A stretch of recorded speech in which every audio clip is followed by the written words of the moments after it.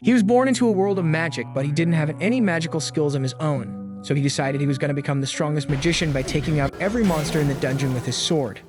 The story starts with this dude named Will living in a world where magic is like the holy grail, but damn, my man got the short end of the stick because he ain't got no magical talent.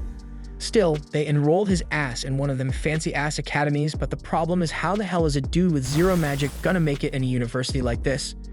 He decides to tackle this problem by perfecting his skills with the sword and heads off to high-level dungeons, regularly scraping with giant beasts, shooting magic spells at him, which he dodges and uses his incredible speed and skills with his sword to utterly stunt on the monster and slice it in half with a single slash. That was just a warm-up though, as he realizes he's got to handle a bunch more of these creatures if he wants to make it out of that dungeon alive. But that ain't no biggie for him because he's done it plenty of times before. The next morning, he drags his tired ass to class, where a professor named Edward teaching them about the basics of alchemy and how to produce sulfur, which helps in the creation of explosives. Edward notices Will nodding off in the back, so he calls his name, but unaware Will keeps snoring till Edward shouts his damn name. Will jumps up, all surprised and shit. Edward calls him to the front and tells him to show the class what they just learned. Ain't no escape for Will, you gotta step up in front of everybody and demonstrate. Edward tells him it's super easy and all he's gotta do is produce some flames and sulfur will be created. Will's hands are shaking as he pulls out his wand and starts chanting the spell for flames. But to his disappointment, not even a damn spark comes out of that wand. The whole class starts laughing at him like he's some kind of stand-up comedian. But the teacher shuts them up real quick. Edward looks at Will with disgust, wondering how the hell a theory genius like him can flop so hard in practical magic, and he wonders how Will even got selected for this academy. Then out of nowhere, this fiery-haired dude named Tsue whips out his wand, all confident-like, and aims it at the stuff on the desk. He busts out his flame magic, straight up torching everything and creating sulfur, while poor Will hides behind the fire like a scaredy cat. Edward tells Tsue not to do any shit like that without permission, as he immediately creates a huge crystal of sulfur with his magic spell. He starts preaching about how magic is the most important thing in this world and how mages are straight-up heroes. According to him, if you want to survive at this academy, you need to be damn good at magic, and fools who have no idea how to control magic should simply leave the academy. After class, Tsue and his crew walk over to Will, trying to embarrass the dude. They say he can only handle weak-ass dungeon monsters. But then Will's childhood friend Kali steps in like a boss, telling Chen to back off as he's much nicer than him and his group. Chen gets a little flustered but brushes it off, talking about how kindness and hard work won't mean shit without magic. Then he bounces with his goons. Will and Kali start walking together and she tells him not to stress too much. But Will's used to this bullying crap as he looks up at the sky and says it looks beautiful.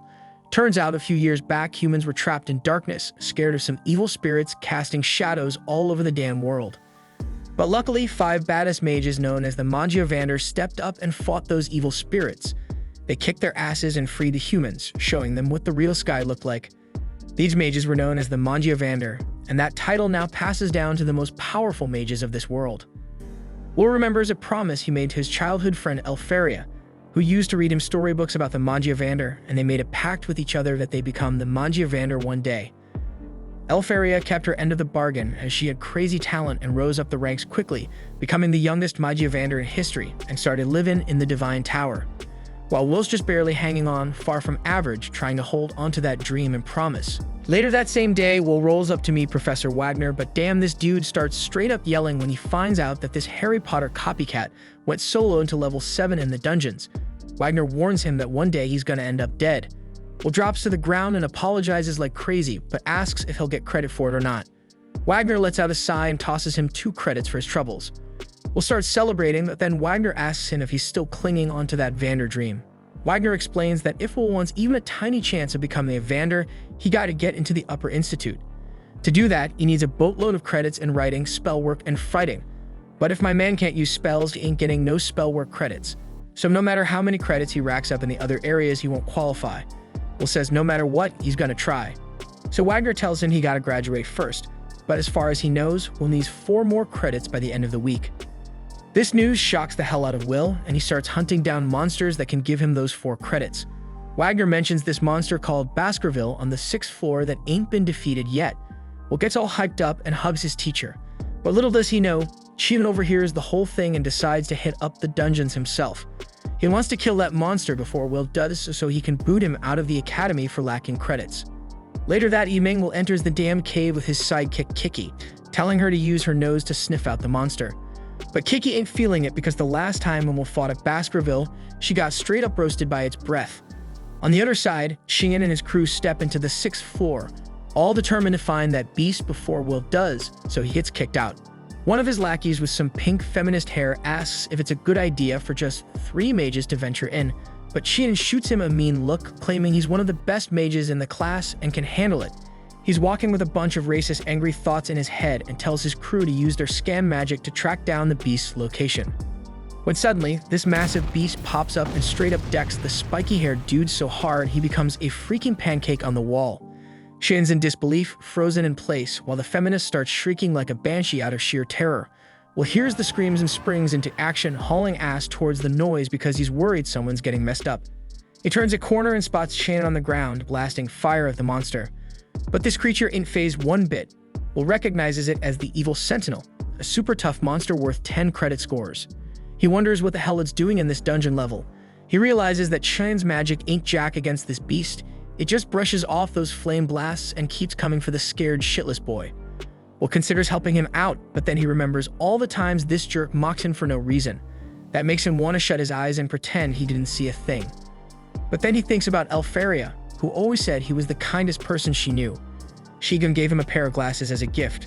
That reminder brings him back to his true self, and he puts on the glasses just as the monster raises its weapon to finish off that cocky brat once and for all. Will blocks the monster's attack just in time, pushing it away and saving Chen's sorry ass.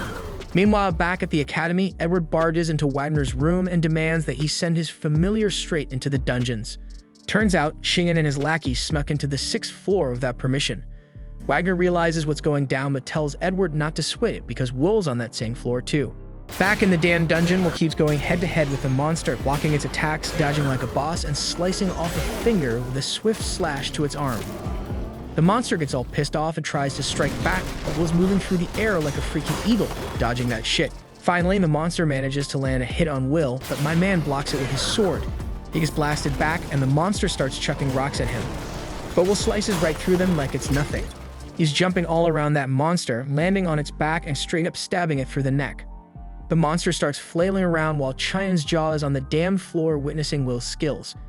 Meanwhile, back at the academy, Edward is also losing his mind seeing this, while Wagner says Will is an outcast because he ain't got magic, but his strength is superhuman for a mage. Dude's tough as hell like a dwarf and his brain's so damn sharp, he can learn an attack pattern just by glancing at someone. They watch as Will chops off a monster's arm like it's nothing, then casually strolls over to this giant-ass sword on the ground. Will effortlessly picks up that beast of a blade, and Wagner tells Edward that in a world full of magic and wizards, was the only Dan warrior.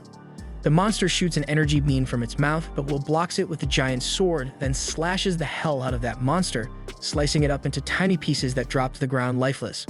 Will walks over and helps chin up, and the dude's still in shock. Edward's mind is blown and he's yelling at Wagner, saying a person without magic can never surpass a magician. Then he storms out of the room all pissed off. Wagner knows Edward's hella mad right now, but he also knows that Will's story is gonna become a freaking legend as he will turn the whole damn world upside down by making Wistoria the only place where a wand and a sword meet. 5 years back, Willie was the ultimate joke at that whole school due to his lack of magic. And apparently the only reason they even let his sorry ass enroll in the school was because he was tight with Elfaria. But once she became the Magiavander, the school didn't need to fake being nice to him anymore. Willie had to put up with all that shade, but it didn't stop him from hustling hard to graduate no matter what. Wagner rolled with Willie to see the headmistress, and no doubt she had her doubts about whether Willie had what it takes for this school. But once she hands him a sword and puts him to the test, Willie straight up counters every single one of her fire spells in a split second. She's blown away and says Willie can stay in the school. Wagner's hella surprised because he didn't think it would be so damn easy to convince her. Willie ain't got no magic, but the headmistress thinks it'll be a blast having someone like Willie around. Willie asks the headmistress if he can roll with Elfaria again if he gets strong enough, and she tells him straight up he's got to grind like crazy and not let any challenges shake him. But even then, there ain't no guarantees. But as Willie bounces, she drops a line about being excited to see what he can pull off. Fast forward to now, Willie's chilling in Wagner's class while he schools everyone on the Tower of Magic. Climbing that tower means moving up to the Upper Institute and reaching the top floor to become a Magiavander. Right now, there are 2 ways to become a Magiavander. Either come up with some new mind-blowing magic or rack up over 7,000 credits in this school. But let's keep it real. creating new magic is hella rare, so most students focus on earning credits. But since this is a remedial class, everyone in here is on the verge of flunking out, especially Willy. Once the classes wrap up, Kali links up with Willy and asks how he's holding up because Wagner's remedial classes are notorious for being strict as hell. Willy agrees that Wagner don't play around, but honestly, he's grateful that Wagner even bothers with remedial classes because most professors wouldn't give a damn. As they turn the corner, they catch some commotion going down, so they eavesdrop and hear Qian's crew giving him mad props for taking down the evil sentinel. They ain't questioning how he survived, but word is, when Mars woke up, all he saw was Qian standing tall next to a defeated evil sentinel. That means Qian must have straight up whooped its ass. Everybody is thinking Qian's the bomb for taking down that mega powerful evil sentinel. But deep down, Qian knows he's fronting because it was actually Willy who wrecked that monster. Just when Qian spots Willy strolling by, he takes that as a personal insult. So he marches up to Willy and starts throwing hands, trying to start a fight all over again. But now it's way harder for Qian to see Willy as some weakling because he knows Willy could straight up knock him out with one hit, but he's just choosing not to. Qian lets go of Willy's jacket and leaves, not saying a damn word. Once Qian's gone, Kali asks Willy what the hell went down between them because something definitely went down. At the same damn time, Edward busts into Headmistress Cauldron's office like he owns the place, demanding that Willy get expelled pronto. Cauldron asks why Edward suddenly wants to expel Willy out of the blue. He's already in his 6th and final year at the academy, so they can't just boot him for no reason. Edward trying to argue that Willy can't stay in the school because he is a warrior, not a mage, and he ain't having no one without magic trying to outshine the mages. Cauldron pulls out Willy's records and points out that his grades are off the charts, his writing is on point, and his magic reports are mad insightful. So he can't use magic, but he's the damn definition of a perfect student. If Willy's dream is to become a Magiavander, Cauldron believes he could excel in any damn profession he chooses. It is the Academy's duty to produce smart-ass folks for the fated day. But Edward is saying Willy's ambition to become a Magiavander is the problem and Cauldron feeling him on that. So she comes up with a plan. She tells Edward to personally test Willy, and if Willy can't pass Edward's test, then he's free to kick him out if he wants. Edward asks if Cauldron is sure she want to leave Willy's fate in the hands of his #1 hater. And Cauldron says she's fine with it since it won't make a difference. If anything, she thinks it gonna be more entertaining to have the Dark Viper Mage himself test Willy. Meanwhile, Willy getting ready for his next class and asks Kali to help him pop open his locker. She happily does that, and he apologizes for always making her do it because he ain't got no magic skills. She's cool with it, but then she peeps Willy's sword in his locker and asks if he's still training with it. Willy says he is, but he couldn't get the green light to use it while he's at school and his roommate back in the dorm won't let him do anything risky. Later on, he and Kali roll to the library to study together, and Willy's going all in even though he already aced this shit before. Kali tells him to chill since he's already killing it in writing, but Willy says he gotta keep hustling because he can't afford to drop a single credit. Plus, he enjoys learning history from the perspectives of other races, especially because he can relate to the dwarves. They went to war against badass mages, but they never backed down despite the tough-ass challenge. Right then, Kali spots a white strand of hair on Willy's dome, and she says it's probably because he's pushing himself too hard.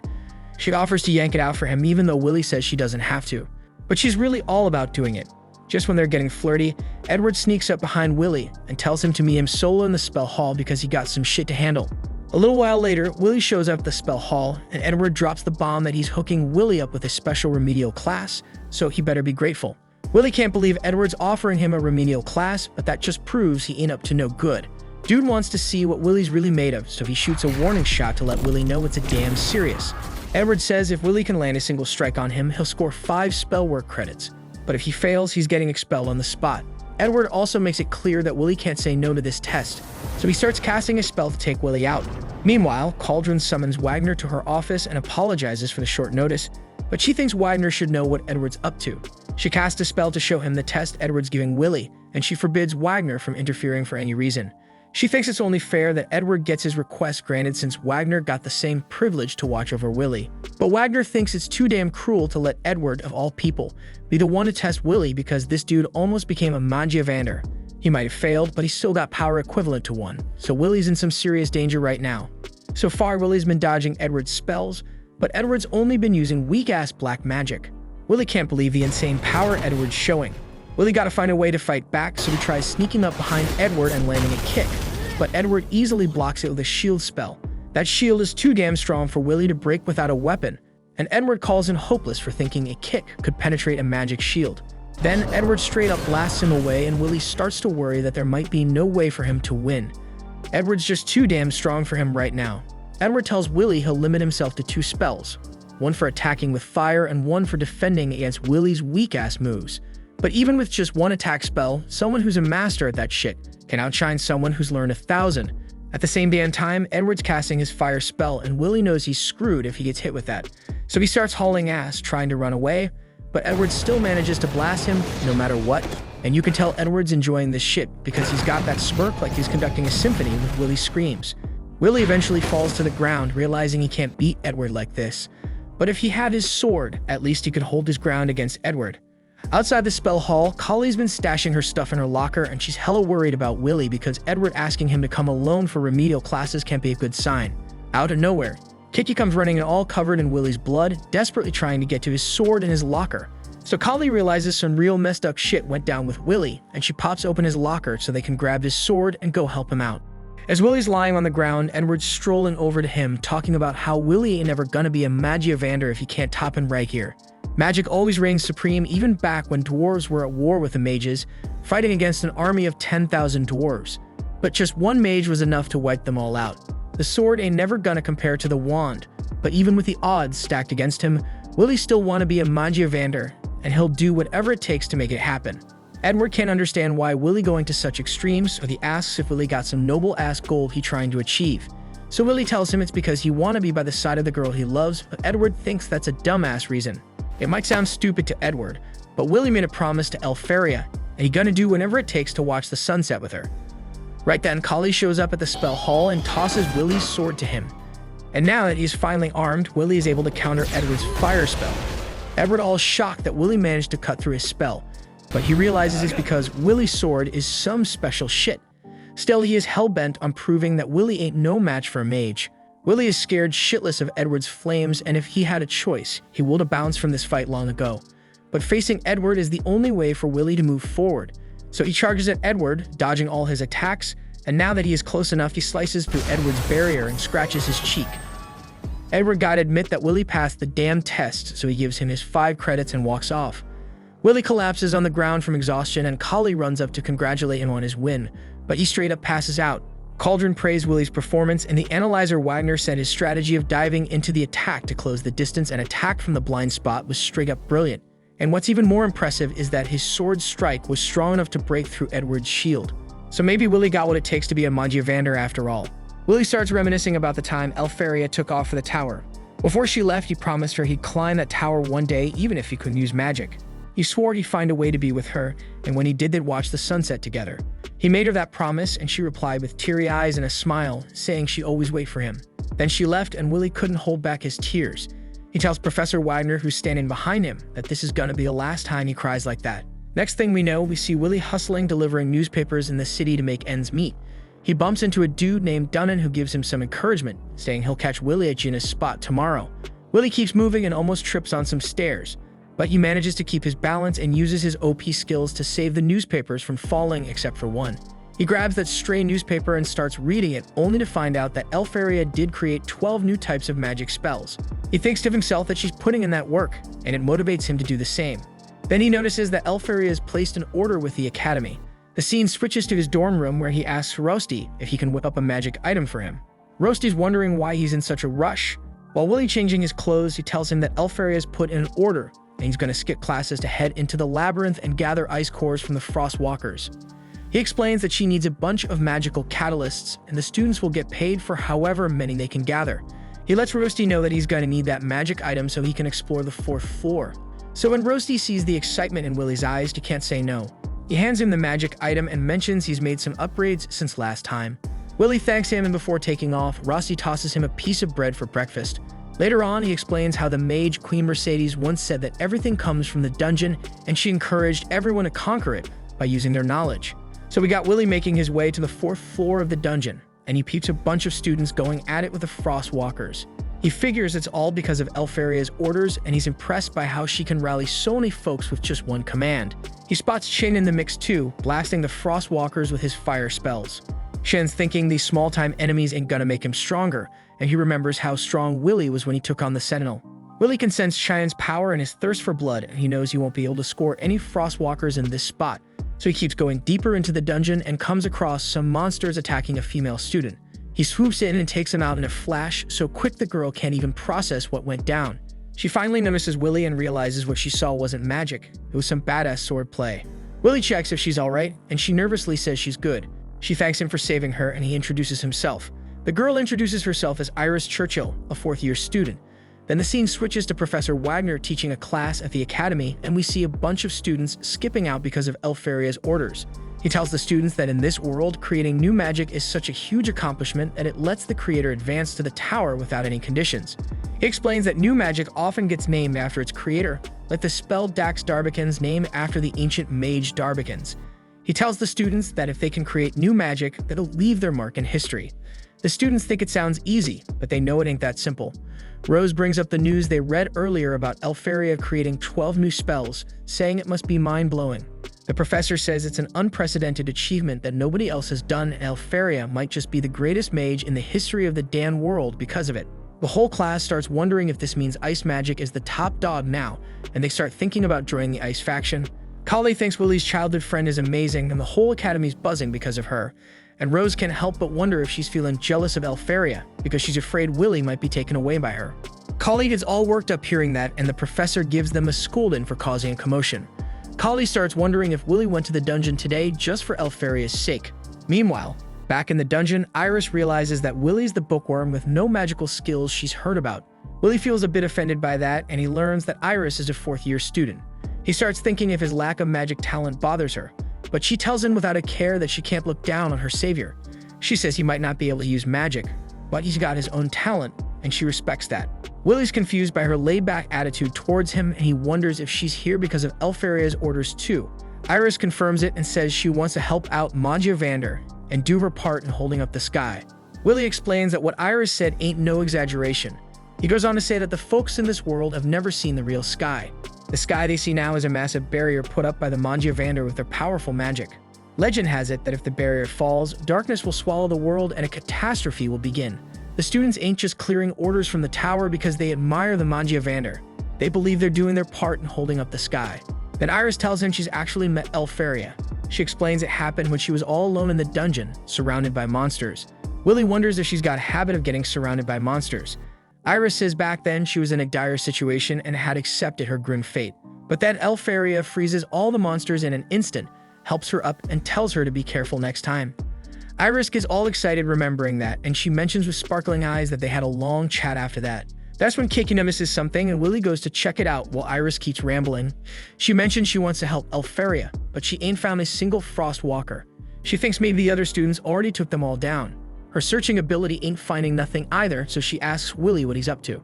Willie tells Iris that Frostwalkers leave behind ice shards on their tracks, but usually those shards are like 0.5 to 1 millimeter in size. But my man notices a shard that's twice as big. He figures there's a massive Frostwalker up ahead, and maybe in a spot her searching ability can't reach.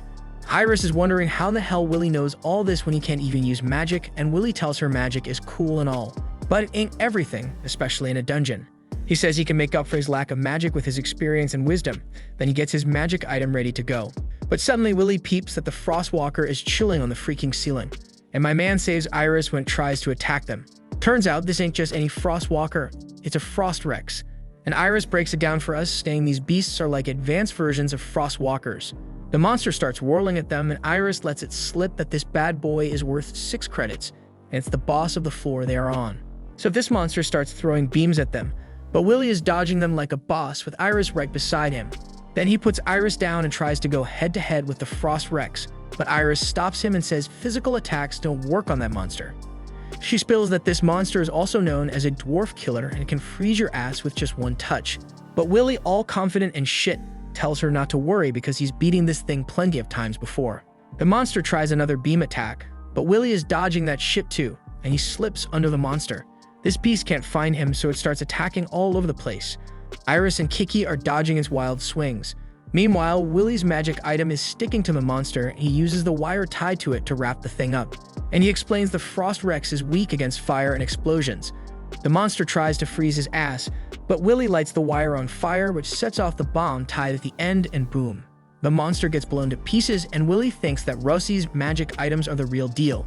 Then Iris' whole vibe changes. She gets all serious and realizes there's a big difference between the rumors and what's really going on with this snow talent. She's wondering how the hell she should report all this, and Willie suggests they just bounce because they got what they came for. So Iris switches back to her happy self and agrees with him. The scene then cuts to Iris strutting into a room inside the tower called Mercedes Callas, and she's changing her look as she walks. We find out she was undercover in the academy to scout out talented magicians. She enters a room where 4 out of the 5 Magiavander are gathered. She wonders if she's interrupting something, but this dude named Carriot says it's all good because if the barrier was breached, the whole world would be toast by now. Tsue thinks the celestial hosts are peeping at them from the other side, but they ain't got the numbers or the strength to take them on. Eleanor says they need elite mages for the fated day or else all that lore will turn into reality. They ask the Watcher if she found anyone worth recruiting. Iris tells them that in her search, she found this no-talent dude who's actually worth bringing in. She explains his name's Willie. She suggests they bring him into the tower, but Carriot and Eleanor ain't too thrilled about inviting a no-talent in here. But Tsue finds this intriguing and Eleanor says she doesn't want any more weaklings hanging around her. Tsue tells her and Carriot they're being too rigid, and he says he even invited dwarfs to the tower if they're a badass fighter. Eleanor gets all heated because elves and dwarves don't exactly mix well, and she wonders how a dude like Tsue even made it as a Magiavander. Carriot cuts off their squabbling and says there's no need to rush things. The Grand Magic Festival's almost here, and they can make a decision then. Tsue agrees, saying talented folks should be able to make their way to the top of the tower on their own. If they can't, it means they ain't got the talent in the first place. He bounces because the meeting's over and the others follow suit. Elfaria is the last one left and Iris tells her that the boy she mentioned is freaking amazing. Elfaria holds the magic core collected by Willie, and she says that she'll be waiting for him. As part of the next test, the students gotta participate in, they are all set to fight against golems. If you take one down, you pass. Then we see Chien and Kali are up first, and they both smash their golems like it's nothing. Meanwhile, Willie's struggling against his golem. Willie tries running behind the golem to land a solid punch, but as the students see him about to attack with his fists, they start clowning him for not using magic. This throws him off long enough for the golem to backhand him across the room. The students start leaving satisfied with Willie's failure against his golem. But on the other end of the room, a few students are having no trouble with the golems at all. They're Lehana and Wignall, and they both pass without a doubt. Then another student walks up and starts casting ice magic. With a wave of his wand, he sends icicle shards into all the golems, encasing them in solid blocks of ice. This is Julius, one of the top 3 students of the academy, along with the other 2. Lehana gives props to Wignall and Julius for keeping up with her and not slacking off. Julius says he wants to declare a friendly war on them and will use his newly mastered ultimate technique to deliver their defeat when the time comes. As a token of his sincerity, he offers an ice rose to them, but neither Wignall nor Lehana seem amused. Wignall, though, seems kinda excited for a showdown with Julius. These 3 are basically celebs at the school, each earning over 10,000 of the total 12,000 credits. Some think credits reflect a mage's power level, but Willie, he's nowhere near that. Right now, he doesn't even have enough credits to graduate in the first place, and this is his final year in the school. As Willie sits there, wondering what he's gonna do, Julius and his crew roll up and start trash-talking his lack of magic ability. Willie just steps aside to avoid trouble. As they leave, he hears them talking about the Grand Magic Festival, and he hadn't realized it was that time of year already. Later that day during lunch, Kali rolls up to Willie and tells him his only shot at becoming a Magiavander is to get noticed at the Magic Festival. Just trying to graduate based on his praxis and writing ain't gonna cut it, and there have been cases of students who got scouted without even having the 7,000 credits needed to graduate. The Magic Festival is a massive event that goes down every 2 years. It's packed with all kinds of events and pulls in high mages from the tower looking to scout out fresh talent. It's where all the different magic factions throw down for the chance to recruit the best students. It's no stretch to say that getting into the Upper Institute can pretty much hinge on how you do at the festival. There are 5 factions: the Thunder faction, the Elf faction, the Fire faction, the Ice faction, and Mysterious Noah. All these factions, except for Mysterious Noah, are led by their respective Magiavanders, so if they scout you, it's a guaranteed promotion. Willie doesn't think he's got a shot at getting chosen since he's already failing. To even get noticed, he'd need some kinda amazing magic that would blow the high mages away. And while he's right about that, there are still other ways to get scouted. Kali has heard rumors that Watchers might show up looking for talent, but Willie figures Watchers are just a fairy tale. He thinks that no talent like him's got no business at the festival, so he's planning to stay in the background and help with the preparations instead. Kali believes Willie could totally change how people see him if he entered the festival this year and showed what he's got, but Willie's still not into the idea. He thinks it'd just turn into a physical challenge if he's there. He tried entering the festival back in his second year and got booed off the stage for using physical attacks. He's still reeling from that embarrassment, so he's not keen on doing it again. Students all over the school are grinding hard for the festival, and Kali reminds Willie that besides the high mages, there will be plenty of scouts from the capital too.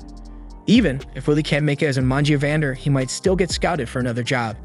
The Magic Festival is a prime spot to show off your skills, so Kali's really pushing Willie to step up and prove himself. But Willie's still doubtful about participating if he can't use magic. Just then, Kali spots something sketchy and heads over to one of the lockers, telling Willie there's something off about it. It's hidden pretty well, but she can sense a barrier there. Willie asks if she's sure it's not just a locking spell for the locker, but Kali can tell the barrier is made to block sound and obstruct sight.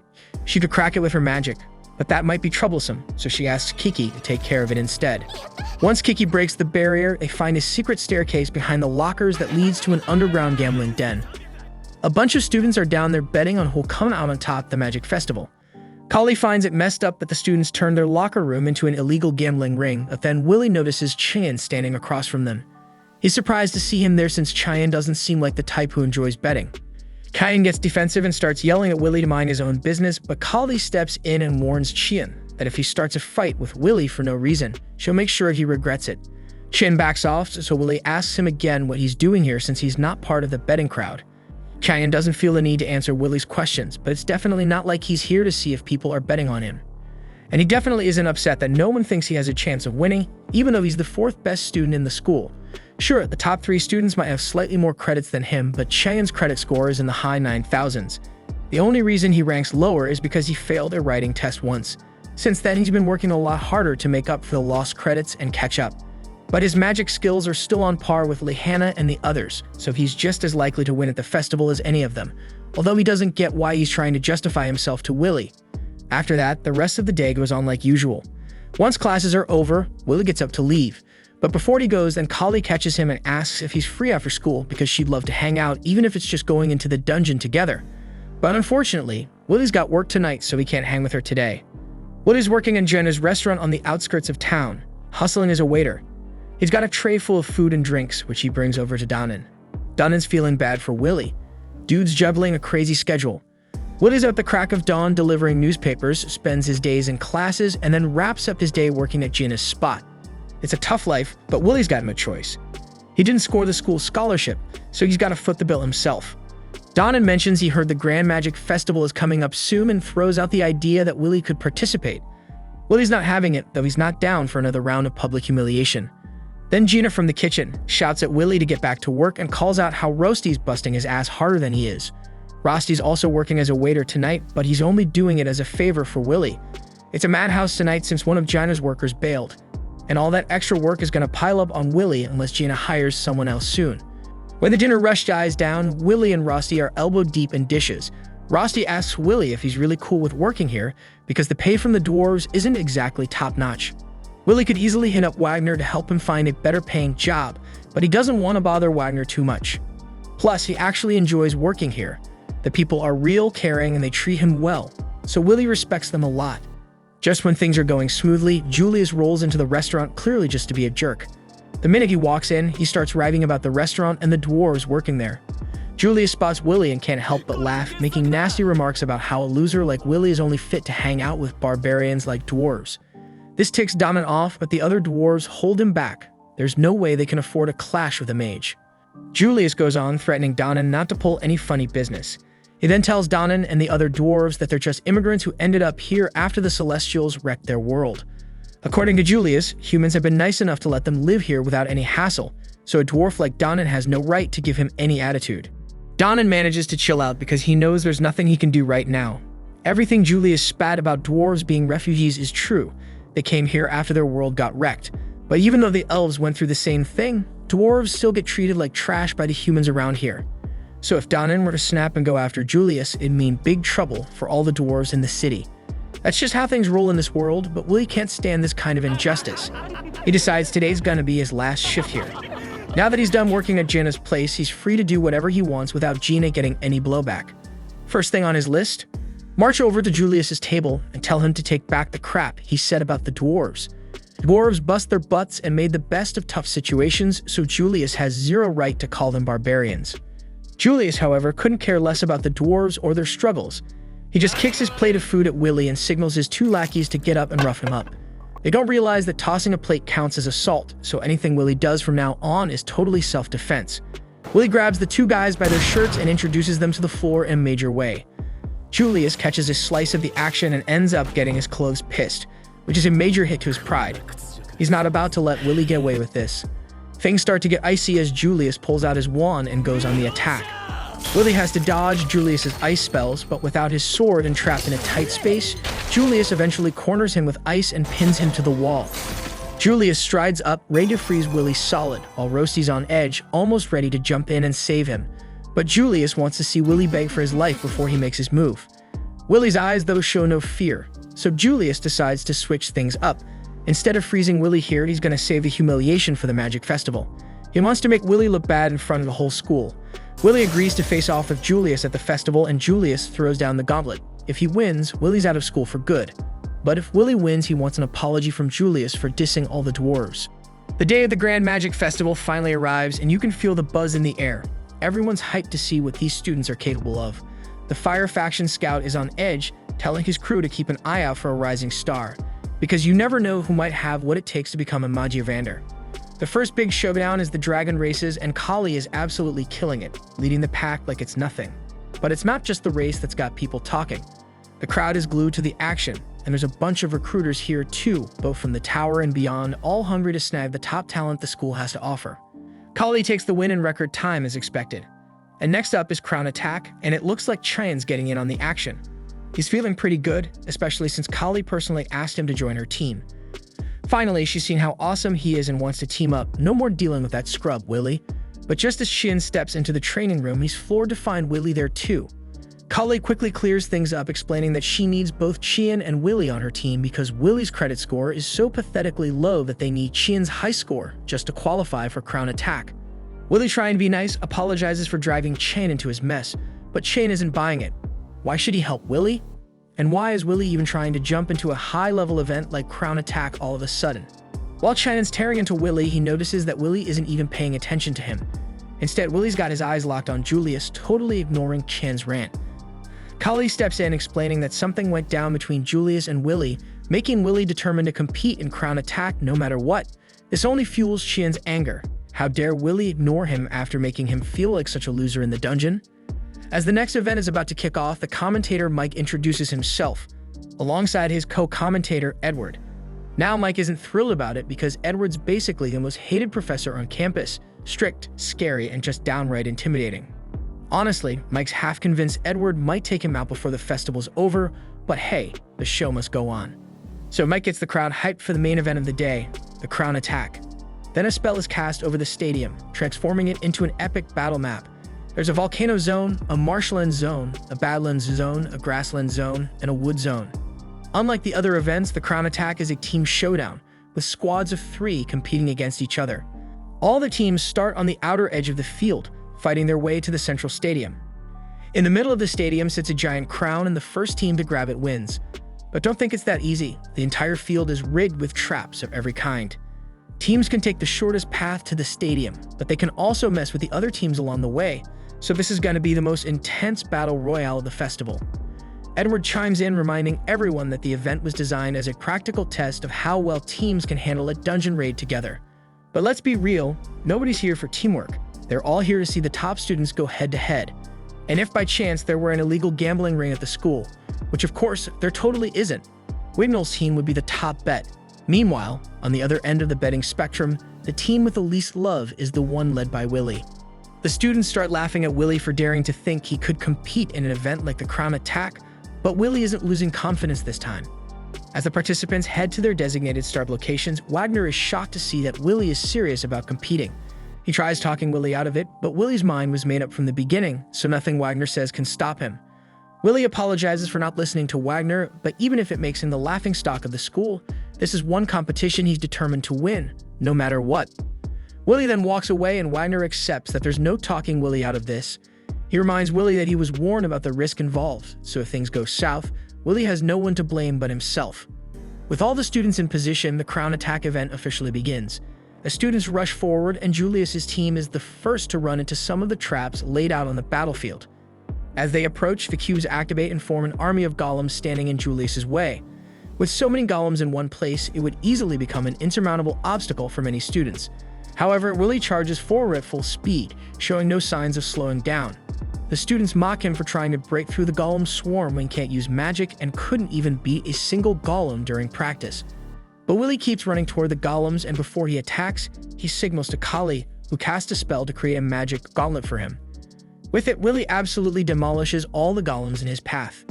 The jaws of all the spectators drop as they witness Willie's capabilities, but Wagner had expected something like this to happen. As long as Willie attacks using a magic gauntlet, he can do significant damage, even without his sword. And since Kali made the gauntlet, it's technically not against the rules either. Against every prediction and all the illegal betting odds, Willie is the first to successfully make it through the golem horde, and he's heading straight for the crown now. Ever since Willie saved him, Chin's been haunted by that moment, replaying it in his mind on a loop. To him, it was one of his worst failures, and honestly, he'd rather have died than face that kind of humiliation. That's why he's been busting his ass to get stronger, pushing his body to the limit with every ounce of strength he can muster. But despite all his effort, Willie's still outclassing him, even without magic. Now in the crown attack, Willie and his crew have taken a massive lead, with the goal of reaching the stadium and snagging the crown. If the other competitors don't step it up, they're gonna be left eating dust. Willie hits the Badlands zone, and as soon as he arrives, more cube traps activate, firing rock bullets at him and his team. As the bullets rain down, Willie doesn't even flinch. He slams his gauntlet into the ground, creating a rock wall that blocks the bullets. Then, without missing a beat, he leaps forward and calls for Kali's help again. She casts a spell, summoning a dozen swords for Willie, which he uses like a pro, launching them as projectiles to obliterate the cubes in his path. Mike's hyped as he announces that Willie's team has breezed through the Badlands without breaking a sweat. Their teamwork is on point, though let's be real, Sheen hasn't exactly been pulling his weight. The haters in the crowd, the ones who bet against Willie, try to downplay his skills, saying Kali's magic is doing all the work. Sure, her magic plays a role, but let's not forget, it's Willie's technique that makes those weapons lethal. Even the scouts are starting to take note of Willie's insane ability to detect and counter traps. And as much as Edward might not want to admit it, even he has to respect Willie's grind. All those hours Willie spent in the dungeons have honed his movements to near perfection, and his reflexes are so sharp he can exploit the tiniest openings. Meanwhile, one of the other teams, too caught up in their hate for Willie, ends up falling right into a flower trap and gets eaten alive. The other teams are struggling with the same traps along the path, but despite all the brutal obstacles, Willie and his team are still holding the lead. The tournament events are causing a huge stir at the stadium, so much so that even Julius, who's not even nearby, can hear the commotion. Curious, he asks his teammates for an update on the event's progress. They quickly cast a detect spell to check on the competition. Turns out, Willie is way out in front with a massive lead. Julius's team knows they need to act fast or Julius might actually lose. But Julius doesn't seem too fazed. He's already got a plan in mind to deal with Willie personally. Meanwhile, Willie and his crew have just reached the final area before the arena, Enchanted Woods. Willie is leading the charge and triggers a bunch of magic circles all at once and quickly realizes he's caught in a chain circle trap. But Willie's not sweating it. He's already got the perfect counter up his sleeve. If all these spells are about to go off together, he'll just make them take each other out. He starts carving around each magic circle, adding a twist to them, and sure enough, he gets the spells to fire at each other and explode. Mike excitedly announces that Willie has breezed through the forest traps like it was nothing. He can't resist poking at Edward, asking if he has any thoughts since Edward was the mastermind behind that dark magic minefield. But Edward just clicks his tongue, clearly annoyed that Willie managed to slip through his trap so easily. Despite all the momentum Willie's built up with his massive lead, the closer he gets to the stadium, the more likely it is he'll run into another team looking to take him down. He's already taken out a couple of teams, but there's one team he's got his sights on. Willie plans to rush ahead and set up an ambush for Julius. But as he's making his way to secure the high ground, the tables turn on him as out of nowhere Julius hits him with an icicle. Willie's fine, the shot didn't hit him directly, but he's baffled. How the hell did Julius get here so fast after the huge lead they had? And the fact that Julius is alone only makes things worse. Willie's now on high alert, knowing Julius's teammates could be lurking, ready to spring a trap of their own. Julius starts launching a barrage of icicles at Willie, leaving Willie no choice but to bail for now. He knows he needs to get serious and take Julius down. But then Chien decides it's time to turn up the heat, literally. He starts casting an insanely powerful Inferno spell, but Kali notices that Chien's got his eyes locked on Willie a little too much and warns him that Chien might be aiming for him. As Qian unleashes the spell, Kali quickly throws up a rock wall in front of Willy to keep him from getting roasted. The blast sends a massive shockwave across the battlefield, leaving Willy momentarily dazed. When he snaps back to reality, he realizes the forest around them has been completely torched. Qian strolls up to him, casually saying that Julius was in the way. He might have taken Julius out too, but Kali's sure Qian fired that spell with one target in mind, killing Willy. Kali demands to know what Qian thinks he's doing, but Qian feels totally justified. He played along with Kali's request and joined their team just so Willy could enter the event. Now he wants that favor repaid with a one-on-one showdown. Willy's baffled, asking why Qian suddenly wants to fight and why right now of all times. But Qian isn't in the mood to explain. He just fires a warning shot at Willy. Kali tries to step in and stop the madness, but before she can, Julius is somehow still alive after that fiery blast and blocks her with a wall of ice. With Kali in trouble, Willy wants to rush to help her, but Qian's not letting him go anywhere until he gets the fight he's itching for. He blasts some fireballs at Willy, knocking his sword out of his hand. Willy tries to talk some sense into Qian, suggesting they settle this another time, but Qian's having none of it. He demands Willy pick up his sword for a duel, and with no other choice, Willy agrees to face him. Many years ago, when Willy and Qian first started their student life at the academy, Willy was the most pitiful, pathetic kid you could find. He was a magnet for bullies who stuck notes on his back labeling him as worthless. Qian couldn't stand the sight of it and decided to step in, albeit in his own twisted way. He burned the note, then told Willy that he'd graciously allow him to become his underling so he wouldn't have to feel alone and useless all the time. But Willy, with a blank stare, simply ignored him and walked away, which pissed Qian off to no end. Even then, Qian followed him, shaking him and demanding an answer. Willy, his eyes empty and devoid of any spark, told him to let go, and Qian begrudgingly obeyed. As Willy walked away after hurting Qian's ego, Qian's feelings turned to hatred. Now he unleashes his rage, attacking Willy with fire spells that scorch the forest. Willy runs, dodging and hiding behind trees, but Qian's relentless attacks track him down, forcing him out into the open. Qian lashes out with a fire whip, and as Willy tries to fend it off, another whip snaps from behind, grabbing his leg. Just as he cuts through the whip to free himself, Qian hurls another powerful spell at him. Willy manages to block it, but his sword starts glowing red-hot from the heat. Qian curses him, sneering, "Are you just going to jump around to survive, or do you plan on fighting back?" Willy, still unwilling to fight his teammate, insists, "We're on the same team. I don't have time to fight you right now, I'm focused on the competition." Qian snaps and tells Willy that he will just burn him to ashes and continues his assault. As Willy dodges everything thrown at him, he can't help but wonder if he really has no choice but to fight against his own teammate. Everyone in the stadium is completely floored by what they're seeing. Even Edward, with a smug grin, points out that no matter the reason, infighting among teammates is the absolute worst move in this competition. He mentions that because of this shit, the Tower Scouts will undoubtedly mark both Willy and Qian negatively, and he looks weirdly happy about it. The Scouts had seen some promise in Qian up until now, but after witnessing this fiasco, they decided he's unfit for recruitment. Meanwhile, Willy's roommate Roasty is killing himself with worry when suddenly Iris appears and asks if she can sit next to him. They've crossed paths before, and Rusty can hardly believe it when Iris starts cheering for Willy. She admits that she wasn't interested in him at first, despite a reliable source hyping him up, but after watching him in action, she's become his biggest fan.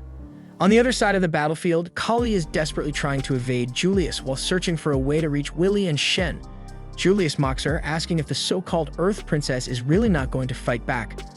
Kali hates that nickname with a passion and snaps at him to stop calling her that.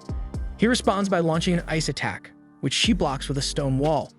But then she noticed a magic circle forming beneath her feet, and she realized that she walked right into a trap. Then a massive blast of dark magic hits her point blank, leaving the audience in shock. But what really blows everyone's minds is that Julius appears on every screen, facing off against all the teams at once, and nobody can make sense of how he's seemingly everywhere at once. Julius even makes his way over to Wignall's team, reminding Wignall that he swore to crush everyone with his secret weapon. Wignall responds with a spell Julius knows all too well, an ice flower that he had once given him. As the flower distracts Julius, a magic circle forms beneath him, and suddenly, he's swallowed up by a tornado. But then it's revealed that this Julius was nothing more than a clone, crafted from ice and magic stones, which is obliterated by Wignall's attack. Everyone is in awe of Wignall's performance, but Philvis, one of the leaders of the elf faction, isn't impressed. To her, Wignall is just average, barely meeting their standards. She turns to her partner Lefia and asks to return to their base, complaining that as an introvert, the festival's lively atmosphere feels like a slow, painful poison. Lefia, however, refuses, reminding her that they must watch the entire festival and report back to their master, the elf Magiavander. Meanwhile, the audience is buzzing, unsure who will take the win now. They thought that Willy's team would win it, but Shen's sabotage has thrown everything into chaos. Willy's classmates are baffled by Shen's actions, and even Willy himself can't figure out why the redhead is so obsessed with him. He recalls the days when everyone bullied him, disrupting his work just for laughs. It was a rough time because no one knew better than him that he was a failure, but he couldn't understand why they went out of their way to torment him. Numbed by the constant harassment, all he wanted was to be left alone. So when Shen approached him that day, all he could say was, "Let me go." He didn't grasp Shen's intentions, nor did he care. His focus was solely on reaching Elfaria. On that day, when Willy ignored him, Shen had lashed out with a fireball in frustration. Now here he was again, attacking Willy in the same way. Willy dodges his attacks, opting to run instead. Shen, not backing down, chants a high-level magic spell and conjures a flamed falcon, his guardian. Willy is shocked not just by the sight of it, but even more so when Shen commands the falcon to attack. Guardians are usually defensive, meant to buy time, not go on the offensive. Reacting quickly, Willy uses his sword as a platform to leap into the air, slicing off one of the falcon's wings in the process.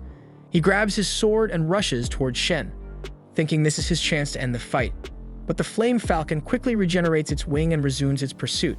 Willy realizes he has to destroy the falcon's core to stop it, but that's easier said than done with the guardian shooting fire at him. He dodges the flames, only for Shen to attack from another direction. Willy blocks with his magic gauntlet, but is pushed back, clearly exhausted. But Shen isn't looking much better either. Everyone, including Edward, is blown away by Shen's unexpected performance, because commanding a guardian with such skill shows that he's way beyond your average student. Even the Fire faction scouts are intrigued, despite Shen's betrayal of his team. According to their data, Shen wasn't supposed to be on the same level as the top 3 students in this batch, but today's display has everyone rethinking that assessment. The scout leader is convinced that something must have pushed Shen to break through his limits, and he decides to report this to Flame Magiavander immediately. On the battlefield, Willy is down on his knees, realizing just how much stronger Shen has become. Shen taunts him, asking if this is really all he's got, reminding him that he was much stronger when he fought the giant monster. Willy, desperate to understand, asks why Shen is doing all of this. They have no reason to fight each other. Shen snaps and demands how Willy can say that after everything that's happened between them.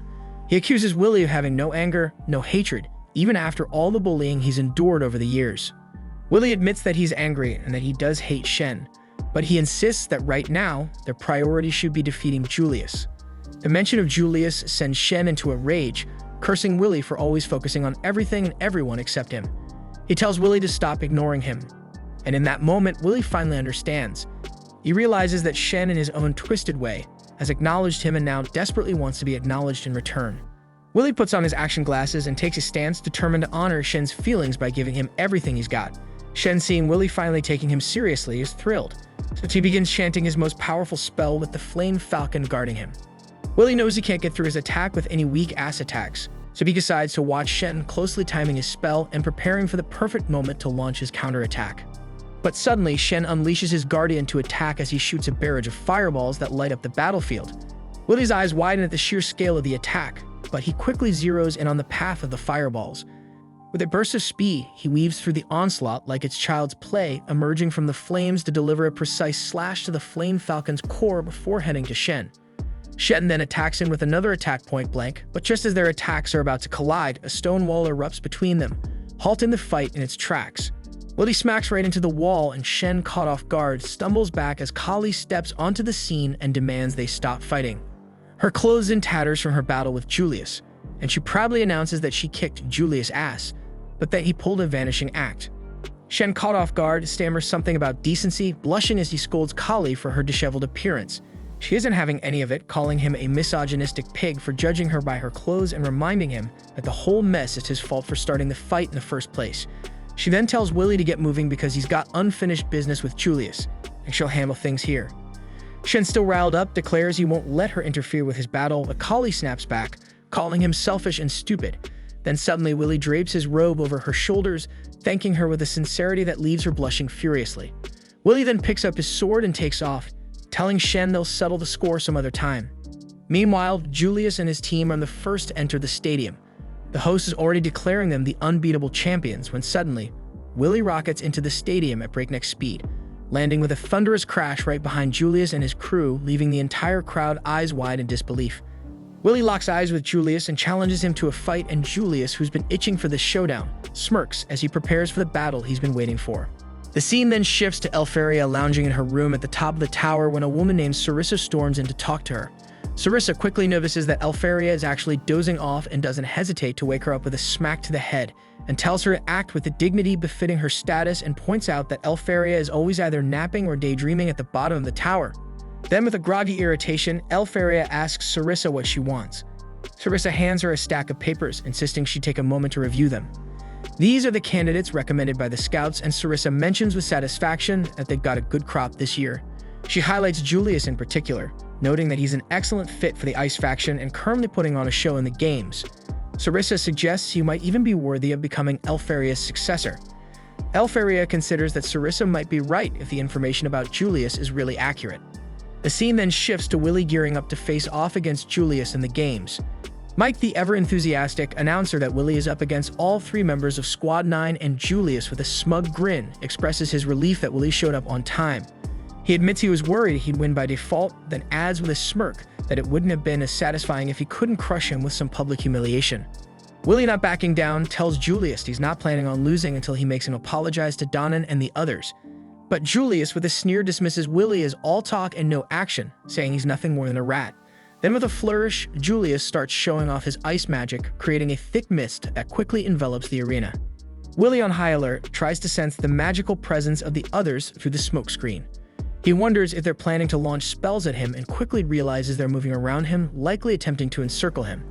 Then suddenly an ice spell strikes Willie from behind, but Willie narrowly dodges it. Knowing he can't stay in one place, he begins to move, managing to evade two more similar ice attacks. Believing he has now pinpointed their locations, Willie attempts to strike at Julius, but just as he makes his move, he's blindsided by yet another ice attack from an unexpected direction. Willie is caught off guard by the sudden turn of events, and Julius, with a smug grin, reveals that neither he nor his team has moved an inch. The realization hits Willie like a ton of bricks. What he's been tracking were mere clones, and the entire arena is left in shock as 5 versions of Julius stand before them. Willie briefly wonders if it's some kind of illusion, but quickly realizes it's not. Julius then explains with a wicked laugh that his clones aren't just for show, they can explode. And then boom, the clone closest to Willie explodes, and while Willie manages to shield himself from the worst of the blast, he finds himself trapped in a block of ice. Even Edward is stunned by the sight of 4 identical Juliuses, and he's taken aback when he realizes the spell being used. Wagner then identifies the spell as one of Elfaria's secret creations, part of a legendary serial magic known as El Glace Frost. Wagner goes on to explain that Elfaria's genius lies in the 12 original spells she crafted, each one a masterpiece in its own right, and Julius is wielding one of these spells called Ars Weiss. Willie recognizes the spell immediately. It's one that creates living sculptures, perfect replicas of the caster. Willie is in disbelief and demands to know how Julius could possibly use the same magic as Elfaria. Julius just laughs, arrogance dripping from every word as he claims it's all thanks to his immense talent. He boasts about mastering the spell on his own, and while it might be just the first in the series, he brags that he's already reached the level of a Mangiavander. With a sneer, he dismisses Elfaria as nothing special, even going so far as to declare that one day he'll strip her of everything she has. Willie's anger flares at this insult, and he shatters the ice, imprisoning him, and charges straight at Julius. So Julius and his clones respond with a barrage of ice boulders, but Willie cuts through them with ease. As Julius continues to cast spells, he boasts that he can move his clones at will and even have them cast spells independently.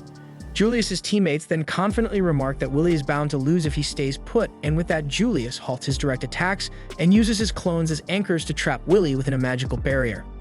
Willie tries to break free of the barrier, slashing at it desperately, but the barrier holds firm, leaving him trapped. Julius then with a smug explains that it's easy to hunt down a wild animal when it's on a rampage, and he then hurls a massive ice boulder at Willie, declaring that this will end the fight. The crowd in the arena is stunned by the display of power, and Mike announces that Julius has won the battle without even moving from his spot. Even Edward is in awe and comments that this level of control is the ideal for all mages, so he finally understands why Julius has over 10,000 credits. Julius then grabs his wand and uses it like a Mick, and he tells the scouts that he has mastered Elfaria's spell on his own. Then he boldly declares that he will be Elfaria's successor, leaving the students in amazement. They murmur that no one can defeat him if he can wield the magic of Mangiavander. But Iris sees through the act, and she points out that Julius has cleverly exploited Willie's monstrous strength and agility to make himself look good. She acknowledges his cunning, but Rosie says that he'll look ridiculous if he loses now. And then, against all odds, Willie shatters the ice boulder and Julius is left speechless. Willie casually thanks Julius for the ice spell, saying it helped cool his head. He even admits that he tends to get worked up when it comes to Elferia, but Julius gets irritated to hear him babbling, and he declares that he's going to put Willie down for good this time. So Julius and his clones launch another attack, but Willie deftly dodges their spells and takes out Julius's teammates in one swift move. Edward, recognizing the tactic, realizes this is the same technique Willie used against him. The crowd erupts in excitement, sensing a major upset. As Julius's ice clones begin to crumble, confusion spreads through the audience. Willie calmly explains that Julius had been relying on his friends to help control the clones, and that's the only reason he could wield Elfaria's spell for even a short time, and he adds that Julius is nowhere near Elfaria's level.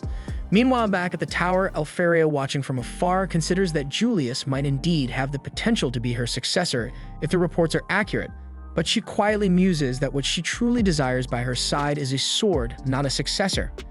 Willie then points out that Julius's Ars Weiss isn't all it's cracked up to be. He explains that unlike autonomous guardians, Ars Weiss is entirely controlled by the caster, and without his teammates, Julius wouldn't have been able to keep those clones in check. Julius, enraged at being lectured by someone he considers a no-talent who can't even use magic, retaliates by launching roses at Willie. Willie easily slices through them, but Julius makes the roses explode. Willie shields himself from the blast, and Julius, not missing a beat, conjures up 4 more clones. And they bombard Willie with magic from all sides, but Willie either dodges or counters every attack. Julius admits that he's not yet skilled enough to control 4 clones simultaneously without the help of his teammates, and he knows that the spell will drain him quickly, but he remains confident that Willie will never figure out which of the clones is the real one since they all look identical.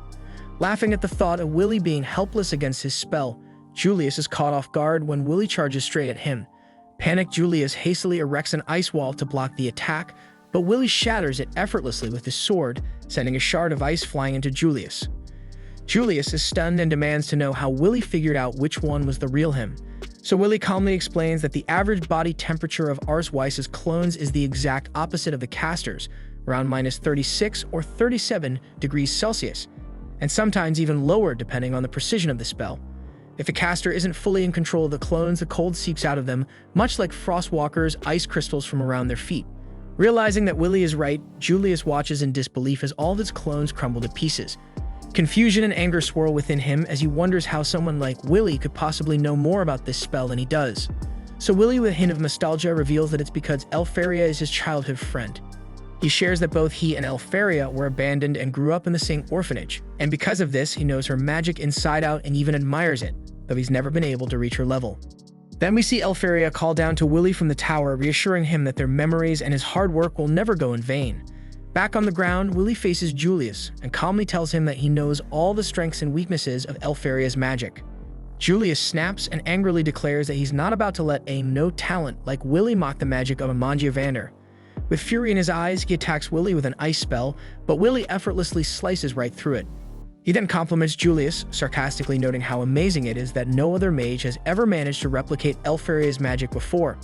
But then Willie drops the bombshell. Ars Weiss, the spell Julius is so proud of, was created by Elfaria when she was just 2 years old. This revelation hits Julius like a knife in his ass, but Willie continues anyway and tells him that the spell isn't perfect and can be easily countered.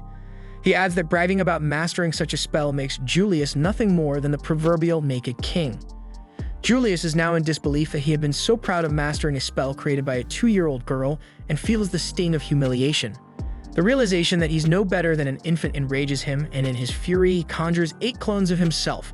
And then he boasts that Willie shouldn't underestimate him, as he can do much more than just create a few clones. So he is determined to overwhelm Willie with sheer numbers, and he casts a barrage of ice spells at once. But Willie remains unfazed and casually mentions that when he was a kid, he used to get bullied by 10 of Elfie's clones, making Julius's efforts look like child's play. Julius is enraged and launches his attack, but Willie dodges every spell with ease and takes down one of his clones. Julius desperately commands his remaining clones to stop Willie, so he can flee, but it's no use. Willie methodically destroys every last clone, as their attacks prove useless as he blocks or dodges them all. With the clones defeated, Willie strides toward Julius and delivers a powerful punch to his face. The blow is so strong that it knocks out one of Julius's teeth, leaving him unconscious on the ground. Everyone is stunned by what just happened, and Mike announces Willie's victory, but he is in disbelief that his so-called no talent managed to take down someone with over 10,000 credits. Rosti is left speechless, and even Lehana starts to see Willie in a new light. And as Kali and Shen enter the area, Mike declares that all Willie needs to do now is claim the crown. But just as Willie is about to reach for it, Wignall swoops in, snatches it, and places it on his own head. The crowd is left in shock, and Mike has no choice but to announce Wignall as the winner. And with that, the Grand Magic Games come to a close. Then we see Sarissa breaks the news to Elfaria, who is so ashamed that she can't even show her face. She desperately wishes for a spell that could erase memories or turn back time. Sarissa mentions that such a forbidden spell might exist, but she wouldn't allow Elfaria to use it anyway. Elfaria, with tears in her eyes, insists that Willie was wrong.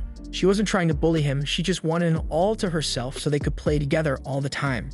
So she can't believe the students now know about her dark past. Meanwhile, back at the arena, Shen is floored that Willie managed to take down Julius too, so he leaves with the determination to defeat Willie someday, and then Kali checks on Willie, asking if he's okay. Willie apologizes for their loss, but he adds that at least he was able to keep his promise.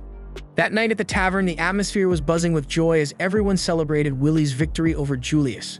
The dwarves all thanked Willie for standing up for them, while Wagner expressed his gratitude to the dwarves for looking after Willie. The dwarves modestly claimed they hadn't done much, but Wagner insisted they keep an eye on Willie anyway. Later that night, Kali couldn't hide her disappointment about Willie not getting scouted by the tower. She guessed it was because their team had been too busy fighting among themselves and hadn't even won the event. She placed the blame squarely on Shen, and Willie mentioned that Shen had rudely turned down the invitation to join their celebration. Donan reassured Willie, saying not to fret about not being scouted. After all, he had fought for their honor and secured the apology Willie had been after.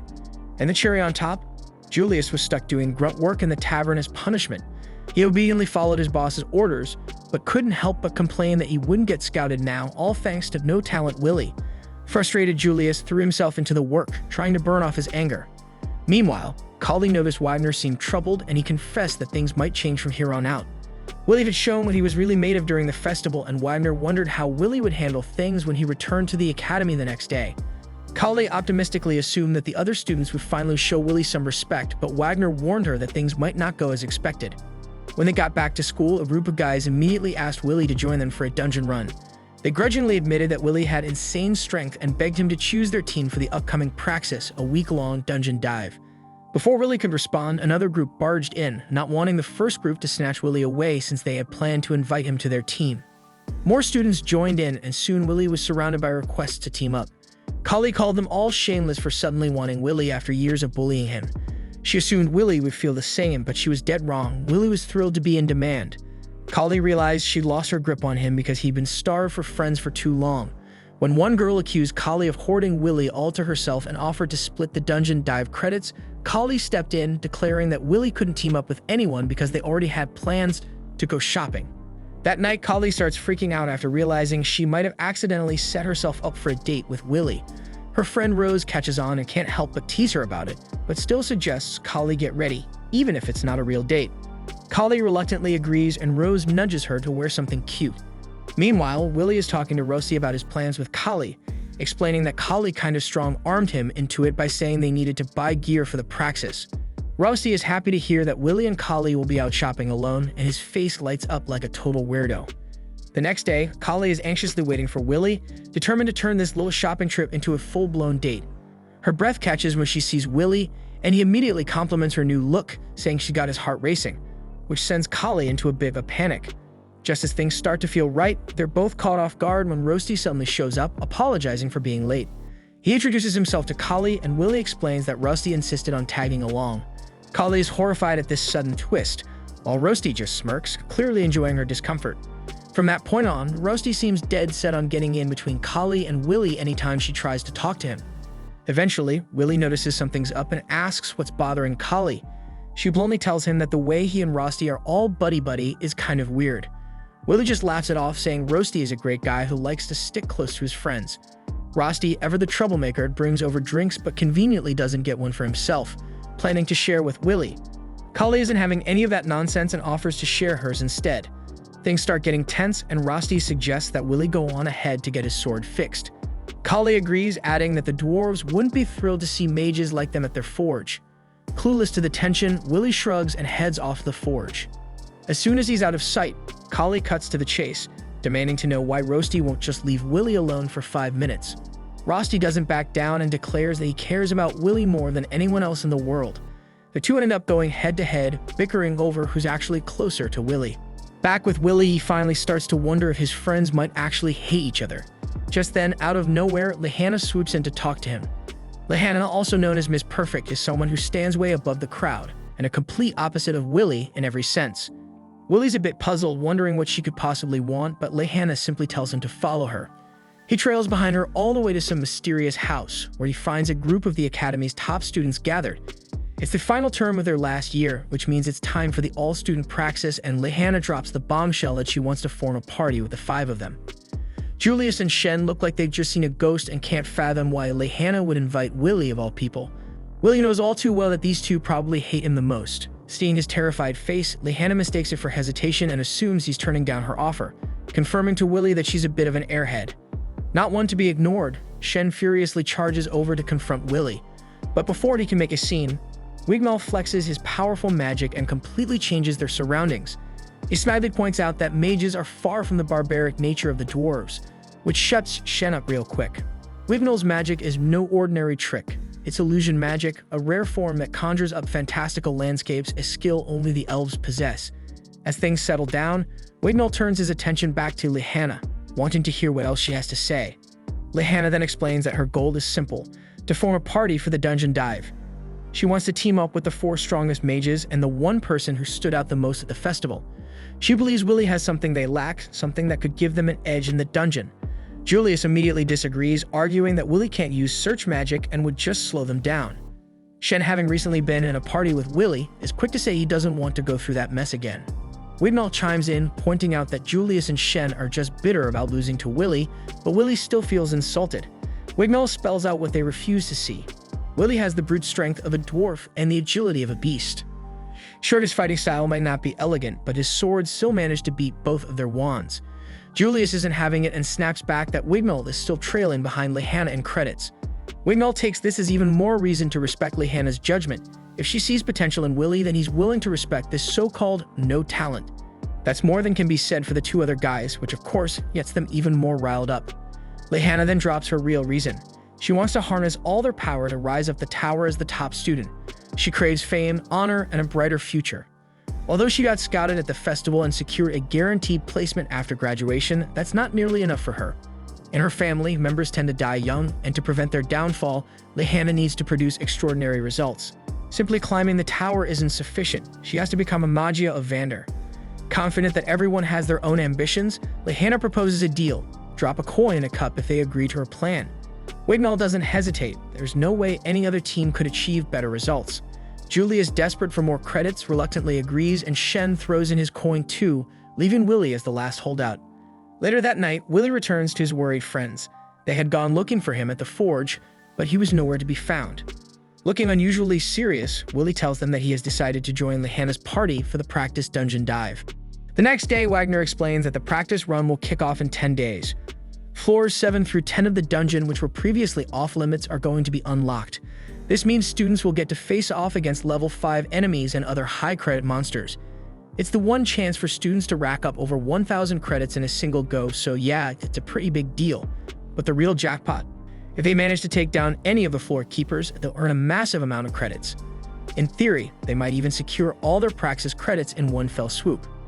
Edward jumps in with a reality check, warning that there's also a very real chance they could lose their lives. Just last year, 4 students were eaten by monsters. He reminds everyone that playing the hero is a terrible idea and that reckless behavior is strictly forbidden. Even though professors will be stationed nearby, that hasn't stopped fatalities before. As the students head into the dungeon, Lehana makes it a point to tell Kali she was never invited. Kali shrugs it off, declaring that if Willie's going, she's going too. Rosti couldn't make it, but Willie is glad that Rosti at least geared him up with a load of magical items. The praxis is about to kick off, and students are informed that there are base camps on each floor. They're told that if the lower levels become too dangerous, they should hightail it to safety immediately. With that, the praxis officially begins, and Willie puts on his battle goggles, ready for action. Meanwhile, deeper in the dungeon, someone is given a secret mission to retrieve something. Another figure is there too, and with cold efficiency. This person gruesomely removes a person's head from their body. The scene then cuts to one of Cariat's subordinates informing him that the date for the all-student praxis has been decided.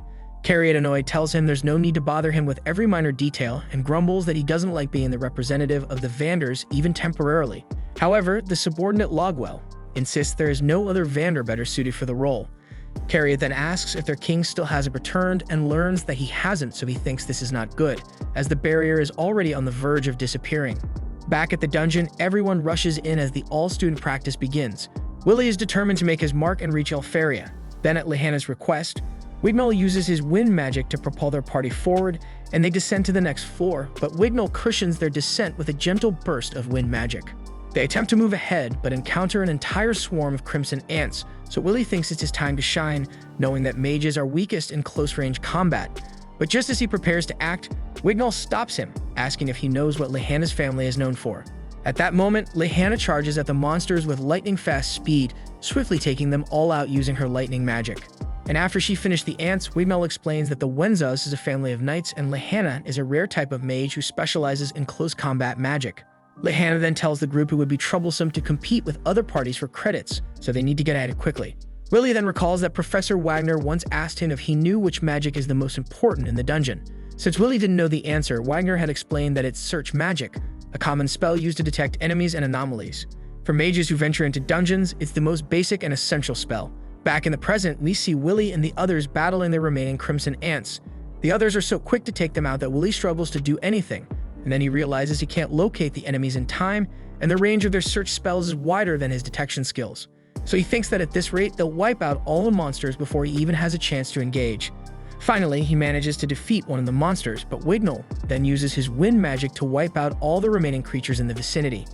He remarks that Willie is more of a deadweight than he expected, questioning Lehana's decision to invite him to their party and stating that Willie can't even serve as a shield.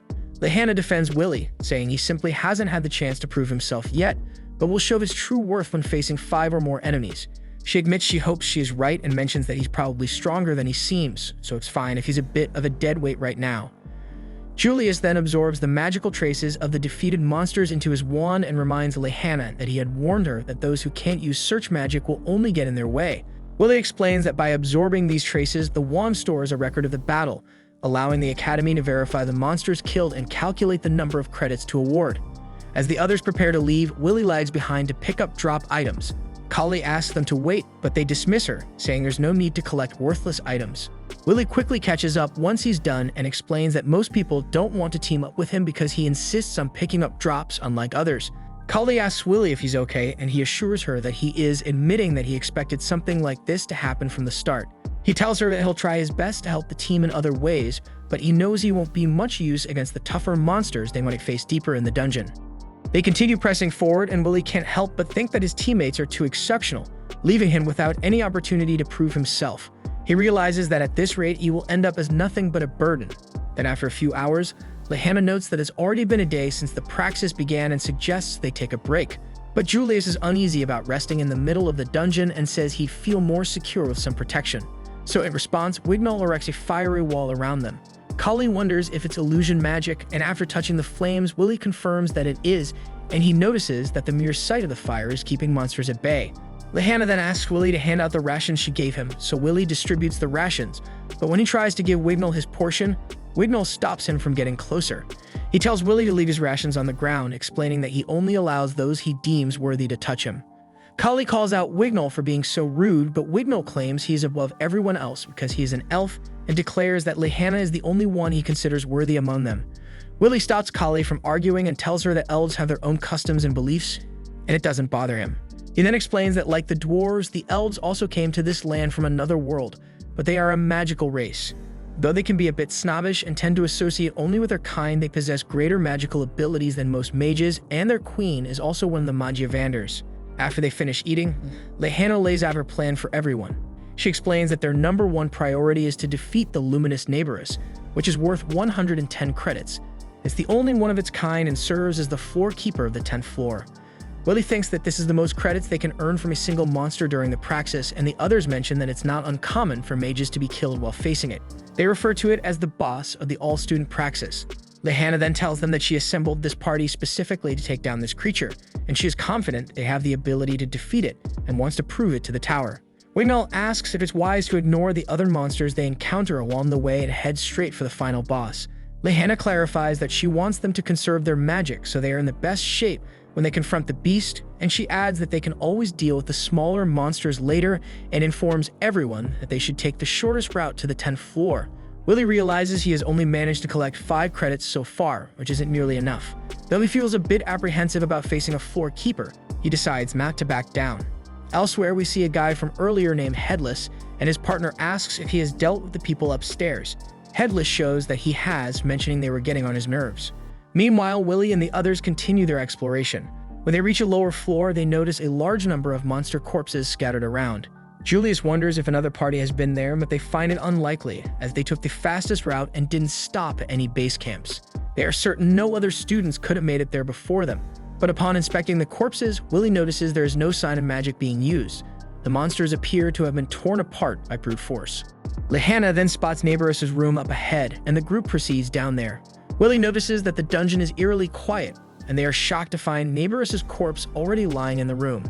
They all use search skills, and they detect faint traces still lingering, and Lehana observes that the creature was killed just moments ago.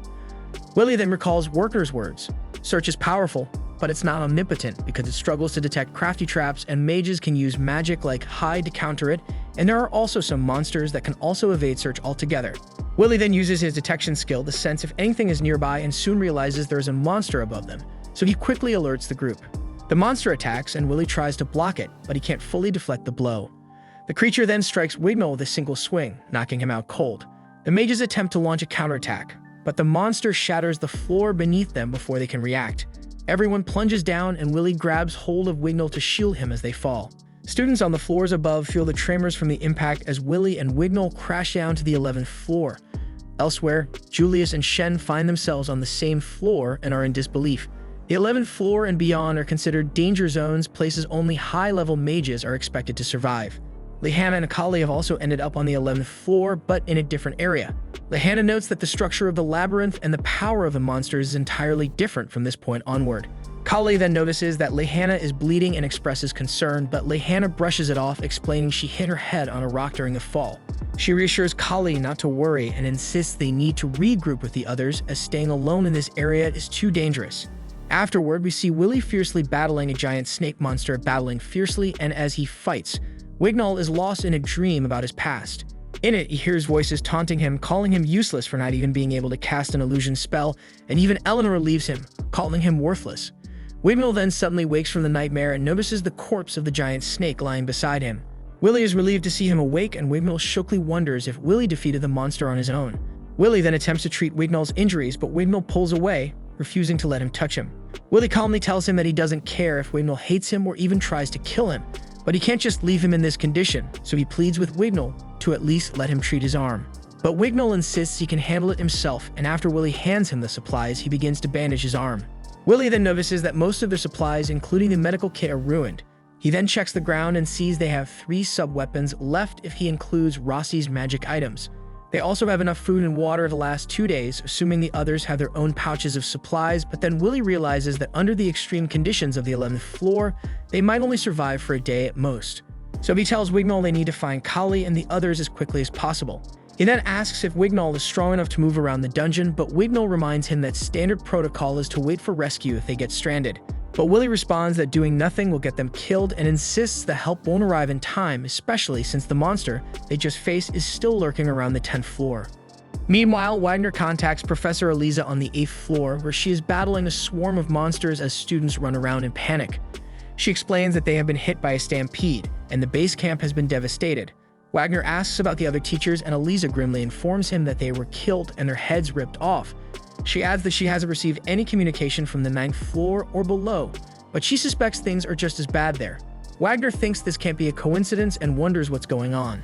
Edward then tells him that the all-student praxis is cancelled, and they head down to rescue the remaining students. Meanwhile, on the 11th floor, Willie and Wignall are wandering through the labyrinth.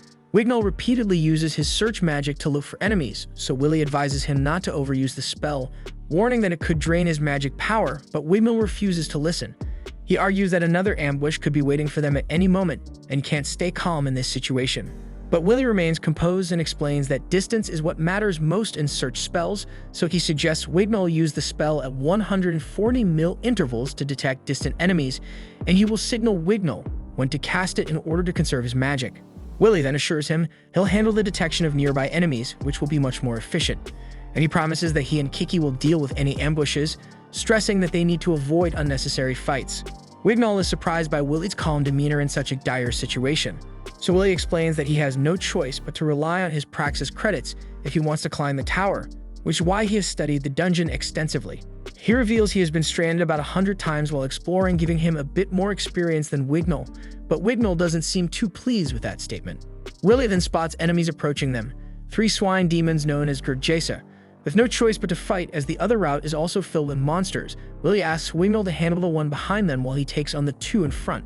Wignall manages to make the piggy behind them fall with a burst of wind magic, while Willie swiftly slices through the 2 piggies in front with ease. Wignall is amazed by Willie's quick moves and realizes that Willie has turned his wisdom into power, while he feels like nothing in comparison. Suddenly, the piggy Wignall tripped earlier tries to attack again, and without enough time to counter, Wignall resorts to a fire illusion to buy some time. Willie warns him against this, but it's too late. The monster sees through the illusion and charges. Then Willie quickly steps in, throwing a dagger that pierces the piggy, and then he slices the creature in half. And then he explains that Gurjesa relies on their keen sense of smell rather than sight, so illusions won't work on them. Wignall laughs bitterly, calling himself a disgrace. Willie tries to encourage him, saying he'll get them next time, but Wignall confesses that he isn't talented. He's just one of the dregs, a laggard. That's it for this video, guys. If you like this new series, leave a like for the next episode. And subscribe for more Anon content. Thanks for watching. Bye-bye.